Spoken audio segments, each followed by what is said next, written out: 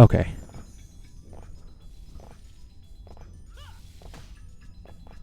Fucked around with this level a lot already, so we're just gonna get out of here. I tried fucking around with some speedrun strats, you know, a lot of the stuff we were doing before. And there just doesn't seem to be any sense in how this works, especially with this set of floating stones right here. You see how high up they go sometimes. There seems to be no real pattern or reason to how any of this spawns. This level gets a lot of, like I mentioned before, it has a bit of a reputation, and see, this is what I was about to say. It's like one of the more annoying, more notorious levels in this stage, in this game, if not the most. But I really don't want to add to any more of the misconceptions that this level is challenging or difficult at all, because it isn't. What it is just really badly paced and really poorly designed. As you can see, if you just, you know, don't have any fun at all, if you don't play the game and just, you know, stop and stand and stop and stand and stop and stand over and over again, you'll get through this absolutely no problem. But if you wanted to do is, you know, play a game and have fun, you know, jump around, do some shit, you're not gonna get that here. And then look, this is about to disappear. I don't know why I jumped on that. I'm lucky it didn't just fucking kill me. And then, yeah, see, look at that. You can't go off of anything. You can't trust your instincts at all. You can't do anything that you would do in literally any other game or even in other stages in this game, because I guess they were just looking to add whatever kind of superficial challenge they could, so they just did anything with these platforms, and it's just really annoying. Right, if they all followed some kind of rhythm or pattern, see how, you know, this time, and look at this. Last time we just jumped on this stuff and we're able to jump on the green thing. Now we got to take the whole shit around. And that's what I'm saying. It's not even worth trying to play around it, because the thing's just going up and down with no real sense to it. You know, that's like the point of this stage. They want you to, like, stop and slow down, but this is not something you want to do in a game like this. Especially when the game up to this point has been mostly exploration and action. You know, what's the word? Enabled by, you know, the platforming. This stage just says, fuck all of that. Just fucking stand here and wait. Which, it's very boring. It's very offsetting to the pace. And, you know, yeah, it's just really cheaply designed. These things move too fast across this border. It's too easy to fall off of stuff. As much as I like this game, it is very, when playing through a stage like this, it's hard to give it any kind of praise. This is probably the worst example of, well, the nitro. The whole part with the nitro while you're playing as Carrie and Reinhardt is probably the worst part of this game. It's like,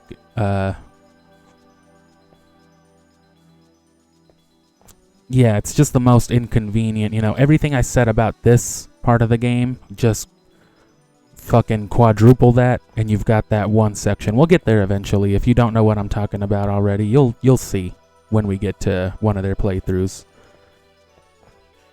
And it's just fucking bullshit. It's one of those things where if somebody is doing a Castlevania video, they might not, or a Legacy of Darkness video, they may or may not go into this level, but they will always talk about the Nitro level, because it is that bad. And yeah, it's one of those things where it just takes everything that the game basically teaches you and shows you that you should be doing or should be wanting to do, and just says, nah, fuck you. We're out of ideas, so we're just gonna fucking, you know, slow the whole thing down. And see, like, I could risk it and go again, but God only knows when these things are gonna fucking pop in and out. And they're so inconsistent, there's no rhythm, right? It's not like, oh, disappearing, you know. See, look at that. That shit was there for like 5 minutes straight and then just disappeared for a second. For all I know, it's gonna disappear again right here. And then, yeah, these ears things, right? Going low, high, low. Too high for me to fucking jump to. I'm about to die if they don't let me go, right? See? And see, stuff like this, very basic platforming, But I guess they just couldn't figure out any way to make it more challenging, so they were like, let's just make it move up and down, right? On a random-ass cycle that can't be predicted. Most of the care and creativity, I think, with this game's design definitely went into the via. I don't know why I'm insisting on doing the whole level in one burst. There's like multiple save points in this stage after all, but it shouldn't even be necessary is what I'm saying. Nothing about this feels genuinely challenging or rewarding to do. It's just, ugh, you know, it's something you have to do. Even the clock tower level, which is like the level after this and is, you know, supposed to be like the hardest level of the game, it's got, you know, some grueling platforming sections in there, but they're exciting and they're less punishing to fail. It's not just like, oop, you made one mistake, so you gotta start the whole thing over, you know. You might, depending on where you fall and die, but I mean, you know, it's like every other level in this stage. It's, you know, it's more fun, it's more well-rounded. This is just some bullshit that, you know, the original level on the 64 was already bad. It's regarded as worse than this one. They changed it up, made it a lot more, I don't know, sensible, I guess. More fair. But it's still, you know, bad level design is just bad level design. And I think that's ultimately the thing. It's less the mechanics and just, this was just a shitty idea for a level. Awkward jumps that force climbing. And see, you see what the fuck I'm talking about? Like, challenge is good. Bullshit, I mean, it's basically like saying that you don't know how to design a proper challenge, you know what I mean? And yeah, this level does not. And see, look at that. Why did it let me do it this time? And then yeah, that's too high to go up to, of course. No wonder why everyone thinks this is the worst Mario level. And again, it's one of those things where I'm still insisting on just playing the game, right? Again, if we stand here and just wait and do fucking nothing, like I said, in any other game that implements stuff like this, there's usually a predictable rhythm. If you were going to include multiple sections of these disappearing platforms, for example, the idea of the first few would be to make it easier and give you an idea of what's going on. You do like one or two jumps, but it gives you the idea of like, okay, I understand the timing, I understand, you know, how I should be jumping around this. But this one's just like, nope, this one might stay visible for like 12 seconds, or it might stay visible for like 3. Good luck. And again, stuff like this too, there's no memorization, there's no pattern at all. You can't say like, oh, well, these move in this way, which means I can, you know, navigate it like this or like that. Nope. Maybe you can reach it. Maybe you can't. Like I was saying before, though, when it comes to like, you know, this game and Legacy of, or the original Castlevania 64, and see, stuff like that's only an obstacle because, again, it makes you fucking sit here and wait. There you go. If you try to do literally anything else, it just punishes you. Right, don't try to be fast or fun at all. And then here you go, make sure you're slowing down. Wouldn't want you jumping around having fun in a video game. But you can tell by like, especially when looking at how little was changed between the Castlevania 64 and Legacy of Darkness versions, you can tell almost all of their creativity and like resourcing went into the Via in like the tower, those first couple of stages, and after that it was just like, sorry bro, that was about it. It's like in Skyrim. Skyrim's great, of course, but you can tell that like they started getting less original after the first section of the game, the whole Riverwood thing. You know what I mean? Those first quests, and when you go to like Whiterun and shit like that, they've got like the most, you know, unique voice actors. They have the most like creative dialogue and stuff like that compared to the rest of the game. Compared to even the rest of the main story. And look, see, we're already done. That's all this shit was. It's just, you know, they had to make sure you didn't have fun for a little bit. And that's what makes it even worse, right? Look at how long like the Tower of Execution was compared to that. What the fuck was the point of that level? just some superficial ass shit, is what I'm saying, you know? Well, that was abrupt. Yeah, look at how much more care was put into the via. You look at all the different corners you could round, all the stuff to discover how much, you know, you could do. Whereas that was just basically trying to be some cheap shit. And you'll see right away that the level design itself just gets better. And I think here's actually where we're fighting old Ortega.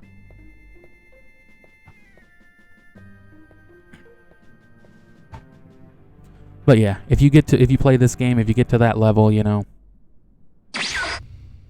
if you just pace yourself at that level, it's not that hard. You'll get through it probably like on the first try or two. It's just, you know, if you want to have fun, if you want to play the game, I mean, go for it. There are ways, like I said, I did it a couple of times, but as someone with experience with this game, you know, replaying it, doing stuff like that, it's a bitch. If you want to do it the good way.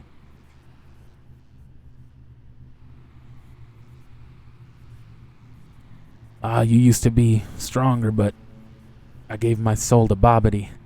Now I'm Majin Ortega.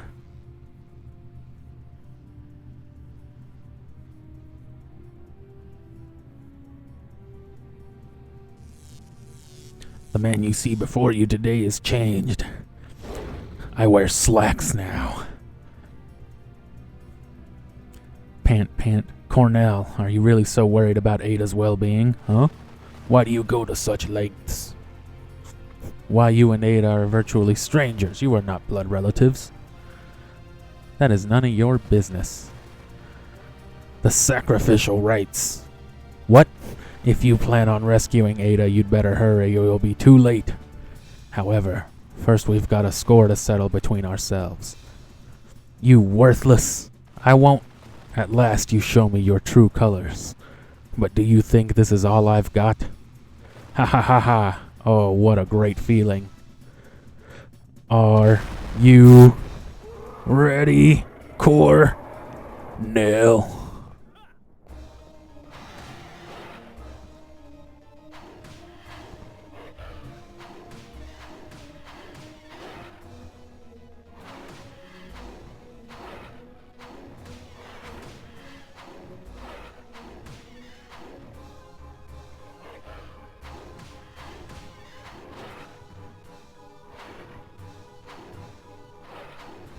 Just fucking hit him.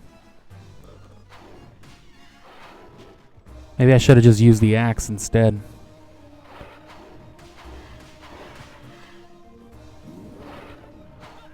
I might be weaker as Cornell, but I can eat chicken from my inventory now. Although I'm pretty sure I was able to do that as a Wolfman. Fuck you, bro.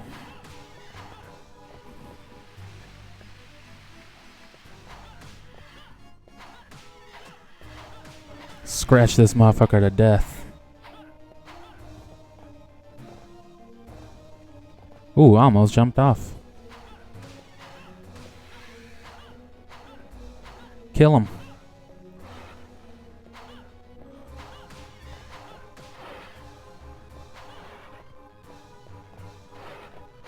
He's glowing blue. I don't know what those mean. He glowed green when he breathed poison, but I think I blew off those heads, though.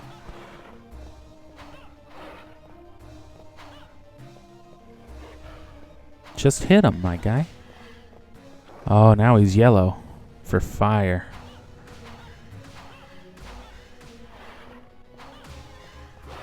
Alright, give me some chicken. Give me some fucking chicken. Oh my goodness, I couldn't pause. I can't believe I actually died to this motherfucker.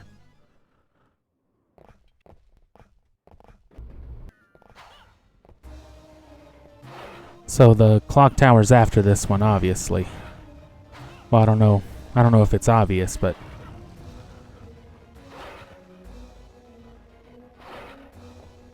why wouldn't it let me pause earlier? That was some bullshit. I had a second to pause too. I wasn't dead yet, but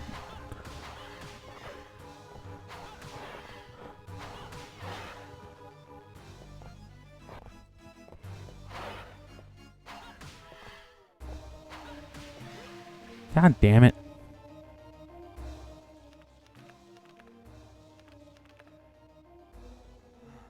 Bunch of unnecessary ass shit.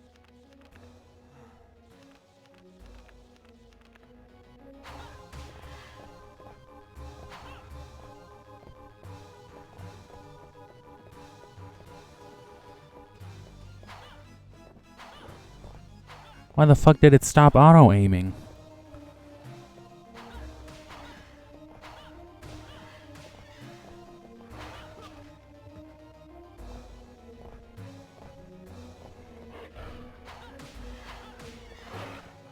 Gotta love this game's shitty camera, huh?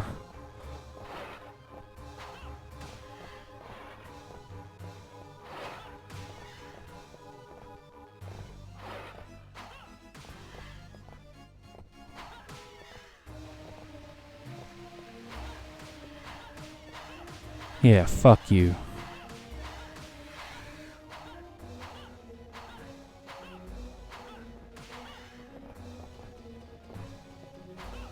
You gotta let my attacks hit, you know what I'm saying? They're not much good if they don't do nothing.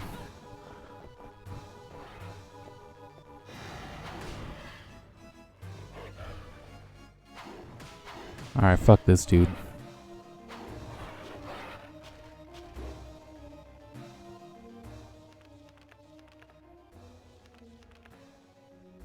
Alright, I got it. He's fucked now.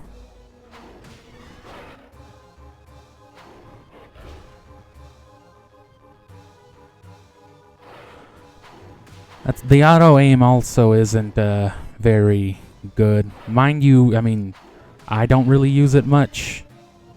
It's really only ever necessary in these like high movement boss fights and stuff like that. But like, it works off of the, it really is only aiming in regards of into the camera. Because as far as like your projectile aim goes, it's using the same like auto aim that the game just has. You know, when you shoot somebody, the hit will go straight to them. Thought I could surpass your strength with Dracula's power. Now Majin Buu will be resurrected. It's all my fault.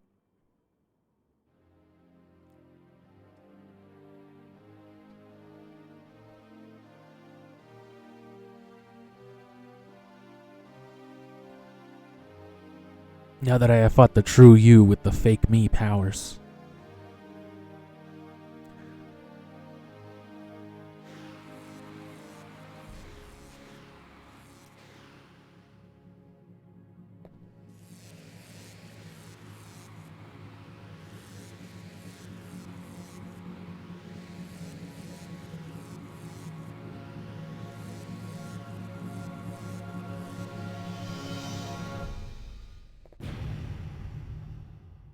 Sorry I stopped reading there for a second. I was smoking a little weed. Ortega! No.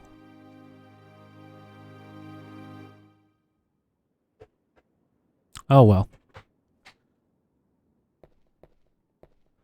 We'll wiggle out of here.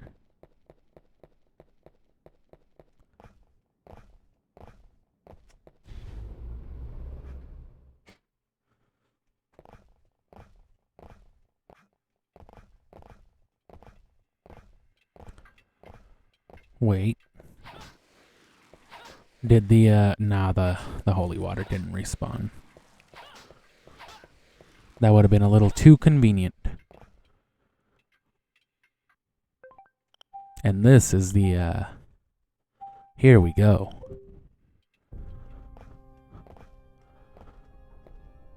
This is officially the final level before Dracula.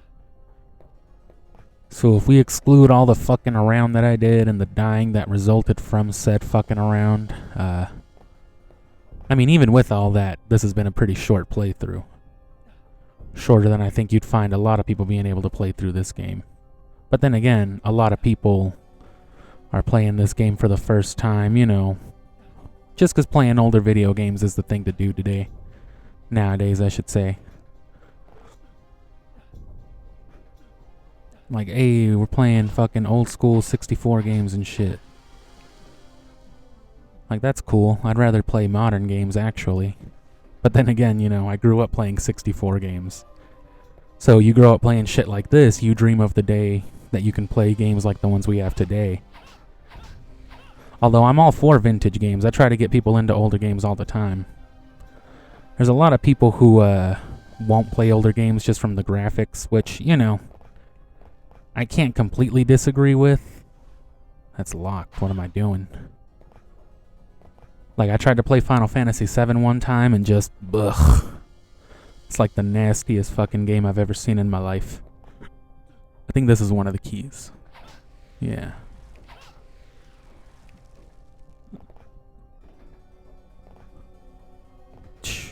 That was close. But yeah, you know, I can understand how old old graphics might be like a turn off, but maybe not, well, not old graphics, but bad graphics. And that's the thing with Final Fantasy VII. Considering the fact that its primary goal was to be this fucking massive, expansive game that spanned fucking 4 PlayStation 1 CDs, which is why it couldn't exist on like some cartridges and shit. You know, the visuals obviously took a hit. The visuals, like, in battle are fine, right? But that's what I would have wanted the whole game to look like. If the whole game looked like the way that the battles did in Final Fantasy VII, I would have probably stuck with it. But just because it looks the way it does in the overworld and most of the time you're playing it, just, nah, I couldn't stand it.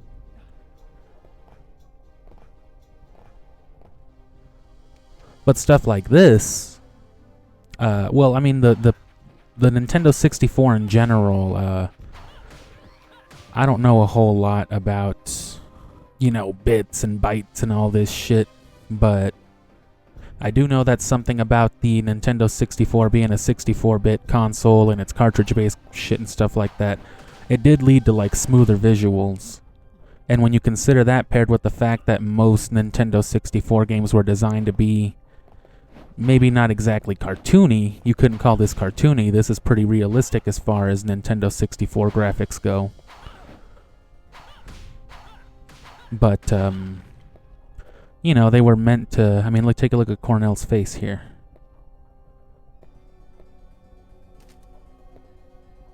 Well, you might be able to.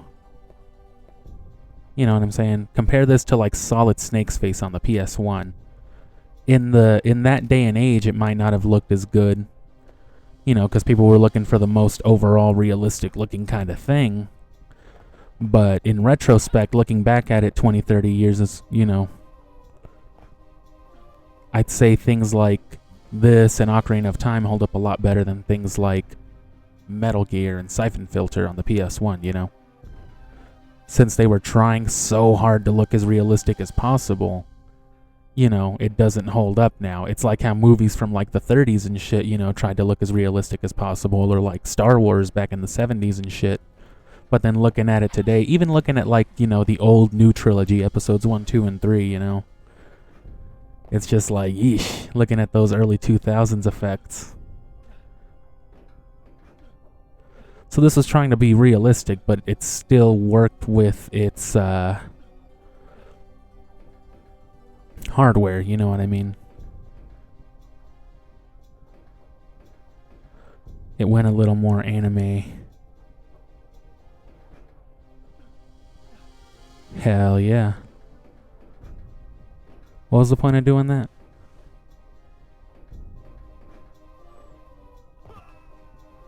No, yeah, but things like Mario especially look really good because Mario was supposed to look, you know, kind of like a cartoon. So it holds up. That is to say, Mario on the 64 looks a lot more like Mario today than Solid Snake on PS1 looks like Solid Snake on, or, you know, Naked Snake, whatever the fuck, Acid Snake, fucking Mayonnaise Snake, whatever the fuck he's going by these days. Right. He looks like shit compared to modern Snake, but Mario looks, you know, he don't look half bad on the 64.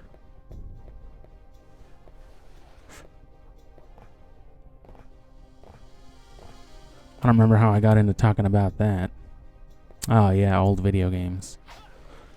It's always nice to see people getting into like older shit though. I'm not one of those people that thinks like, oh, this game is so good just because it's old. I mean, even I still haven't fucked with like I mean, I've played the original Zelda and stuff like that, but that's how I know it's kind of ass. Like, yeah, I respect its status. I'm a gigantic Zelda fan. I appreciate, you know, what it did for video games and the fact that it exists. But A Link to the Past is better. Jesus Christ. And I don't even like A Link to the Past either, really. I really just fuck with the 3D Zeldas. Like, Ocarina of Time, I recommend Ocarina of Time to people not because, like, oh, it's the greatest game of all time or some fucking dumb shit like that. I just think it still holds up. I think it looks good. I think it plays good. And being what it is, you know, its level design, its dungeon design still holds up really well. And that's the thing about Zelda games is, you know, the temples and the dungeons are the meat of it. The story, of course, is good too. It's alright at least. To this day, I feel like Skyward Sword is still the only Zelda game with a genuinely good story. I like the stories of other Zelda games, but, you know, the story definitely takes a back seat to the gameplay. Right, you don't play Zelda for the story, per se. Right, lore and story are something different. It's got a good world, it's got good lore, yeah, but the stories are, you know, kind of half-assed most of the time.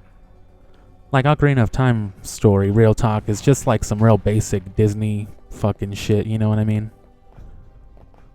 You wouldn't believe this is like my fucking 8th time playing through this fucking game, at least. Then again, most of those playthroughs were when I was younger. But, you know, I played this game as recently as like a year ago, like I said. I did Cornell's story, I did Henry's story, and I started Reinhardt's. I don't remember how far I got with him. I think, as a matter of fact, I think I got to the Nitro level. Yeah, now that I remember, yes. If you go to my PC emulator and load up my Castlevania 64 save file, it'll be a Reinhardt file, and yeah, I'll be at the Nitro level. Not just at the Nitro level, I'm exactly at the save gem right where you get the Nitro. So, you know, going back to what I was talking about at the earlier part of this video, yes, the Nitro sucks.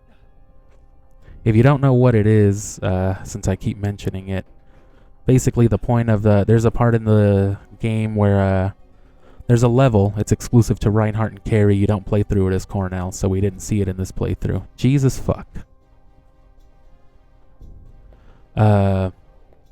It's like it's like Dracula's like inner walls or some shit like that, which sounds gross when I say it like that. But you fight a few vampire bosses in there, I think, or like mini bosses. It's just like this big ass yellow building, and there's this area with a giant my god. I am getting too impatient out here. I'm being silly. Just foolish. The area to the boss and to the next level is blocked off by a wall that you have to blow up. To do it, you gotta get something called Nitro, which is like an explosive thing, and then some other bullshit to detonate it. Right, so like the fuel in the flint, basically. And for the Nitro specifically, you've got to carry them both to that spot and drop them, right? But for the Nitro specifically, you can't jump or fall or anything at all. You can run, thankfully.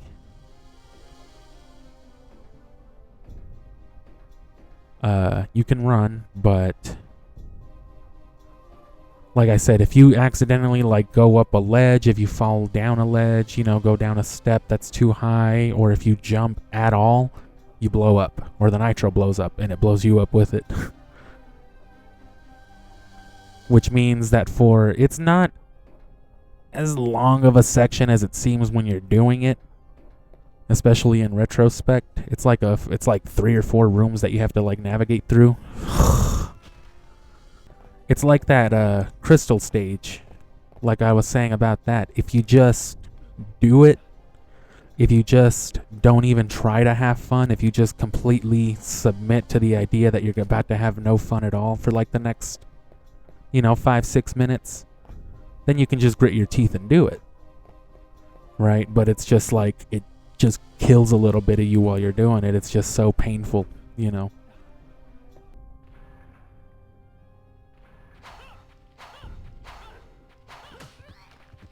How about you lock onto the guy in front of you, bro? Instead of the guy through the fucking 3-foot thick steel fucking wall. Just an idea.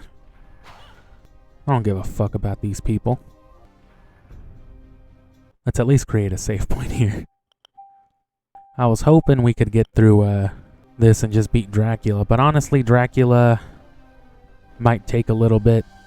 Not too hard either, but it's just, a little time consuming, and it's not easy. It's repetitive, it's basic, but you might die, especially if you don't have some shit with you. But we'll probably just get towards the end of this and then just do the Dracula part by itself. But yeah, all things considered, still a short playthrough. You gotta remember this is the last level too, so. Mind you, if you are playing this game, however you end up playing it, your controls will definitely shape a lot of your experience with it. If you have the ability to play it with, whether you're playing it on native hardware or whether you're doing what I'm doing and using a the Switch Online controller, which I'm using it on the Wii U thanks to it being modded and me using BluePair, as I've mentioned. But these are like Bluetooth controllers, I think. The Switch controllers, they should be able to hook up to most things that use Bluetooth. They should be smart and modern enough to. And I wonder if I could come up here from nah, that's blocking it completely. And it should be able to pair with like most things. But personally, as I've mentioned, I think the ideal way is with a modern dual stick controller. If you can relegate the D-pad, which is, camera controls that you don't see me using specifically because they're relegated to the D-pad. If you can relegate those controls to a second control stick, this game, it's like a whole different fucking experience. You won't have like half the issues that I'm even bringing up with it. Some people consider it cheating. As far as restore points go, depending on how you use them, I think they could be viewed as cheating. I think I've been pretty fair with them, just mainly since I'm not able to save, I don't really have another option. But as far as, like emulated controls or whatever go, I don't think that's cheating at all. It's just a better control scheme. It's the exact same controls at your disposal. You're not doing anything that you wouldn't be able to do. It's everything that you have the resource and availability to do built into the game. It's just, more functional. It's more practical and streamlined. And it plays just about almost like a like a modern 3D game. It's one of those things, like I said, where it's like they were close, They almost like revolutionized 3D gaming, but nope, they gave up immediately because this game couldn't compete with like other 64 games. Castlevania could have been great if it kept following this direction, but they didn't commit to it because it wasn't immediately gratifying to them, I guess. So, sucks for them, I think. Well, sucks more for the fans. Hey, look, there she is. She's fine. She's just sleeping. Inside of Dracula's giant clock tower. Ooh. Do not want to fall now. Get me out of here. Oh no. Young lady.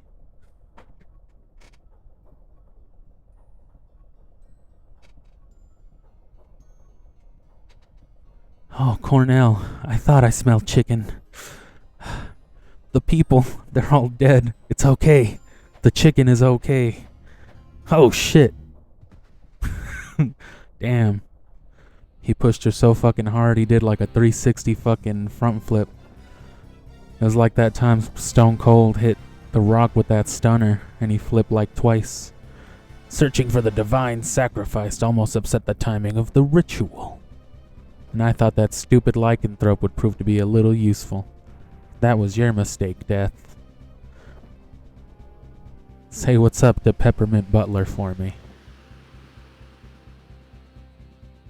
Wait, who the fuck is Peppermint Butler?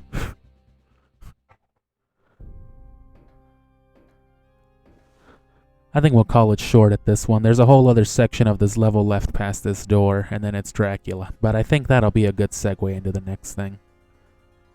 So, here we go to the next episode, I guess.